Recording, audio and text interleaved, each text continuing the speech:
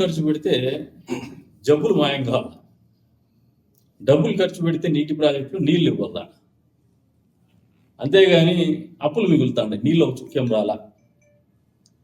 శ్రీశైలం జలాశయంలో ఏ లెవెల్లో +841 నుంచి 800 ఫీట్ మధ్యలో ఉండే 34.3 టీఎంసీ నీళ్ల కోసం ఇదంతా కేటాయింపులు చేసిన 3,825 కోట్ల రూపాయలు అంచనా వేయడంతో మొదలుపెట్టాం ఎత్తిపోతల పథకం. తీరా దీంట్లో మన రాష్ట్ర వాటా ఎంతంటే 66% కంటే సుమారు 22.6 టీఎంసీలు మాత్రమే. ఈ నీళ్ళని తోడేకి 7 రోజులు సమయం చాలు. దీనికి 3,825 కోట్ల రూపాయలు మీరు అప్పనంగా కొట్టేయాలనే ఉద్దేశంతో మొదలుపెట్టారు. ఇది ఏ రంగాన్ని వయబుల్ ప్రాజెక్ట్ కాదు ఇది. అక్కడి నుంచి పోతే జిఎన్ఎస్ హెచ్ఎన్ఎస్ఎస్ లింకుది కాంట్రాక్టర్ ఎవరు అంటే మళ్ళీ పిఎల్ఆర్ ప్రాజెక్ట్స్. ఎంత అంచనా వేయమంటే 5,036 కోట్లకు అడ్మినిస్ట్రేటివ్ శాంక్షన్ 26/8/2020 ఇచ్చేసినాడు. మెత్తకుంటే మన్ను దొక్కున్నారు. మన నియోజకవర్గంలో కూడా ఎన్పి గుంట్లో పైపులు తోలినారు, తెలుసు కదా మీకు అంతా, పైపులు తోలినాడు. ఇవన్నీ చేసేసి అసలు దీనికి ల్యాండ్ అక్విజిషన్ జరగల, దీనికి ఫారెస్ట్ క్లియరెన్స్ లేదు, ఫారెస్ట్ దగ్గర నుంచి కూడా ఎన్విరాన్మెంటల్ క్లియరెన్స్ లేదు. అసలు ఈ ఆగిపోయే ప్రాజెక్ట్కి ఏమాత్రం అనుమతులు లేనటువంటి ప్రాజెక్ట్కి, అటవీ శాఖ నుంచి అనుమతులు లేనటువంటి ప్రాజెక్ట్కి, అసలు భూసేకరణ జరగనటువంటి ప్రాజెక్ట్కి మీరు పనులు మొదలుపెట్టి 1,067,74,00,000 రూపాయలు బిల్లులు తీసేసుకున్నాడు పిఎల్ఆర్ ప్రాజెక్ట్స్. ఆయన ఇది 100% ఆయన బొక్కసం లేకపోయింది. పోని చుక్క నీళ్ళు వచ్చినాయి ఆడన్నా,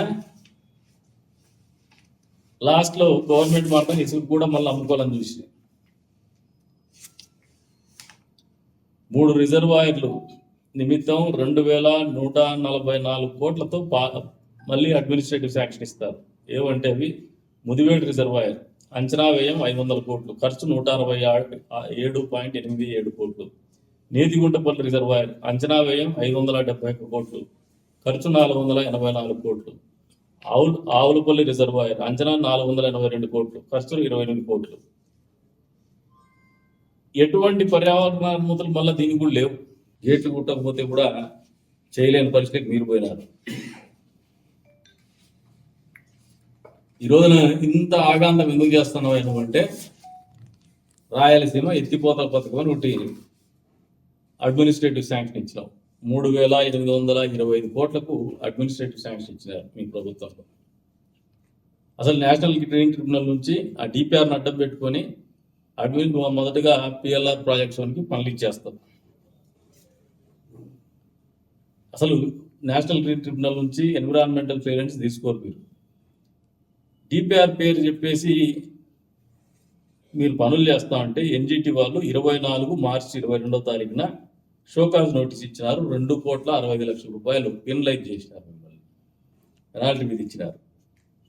దీంట్లో సివిల్ పనుల నిమిత్తం కోసం 390 కోట్లు, పంపులు ఇతరత్ర మెకానికల్ పనుల కోసం 283 కోట్లు, వడ్డీ నిమిత్తం రూపాయలు 134 కోట్లు, ఇతరత్ర ఖర్చులకు రూపాయలు 183 కోట్లు వెరసి రూపాయలు 999 కోట్లు ఖర్చు చేసినారు.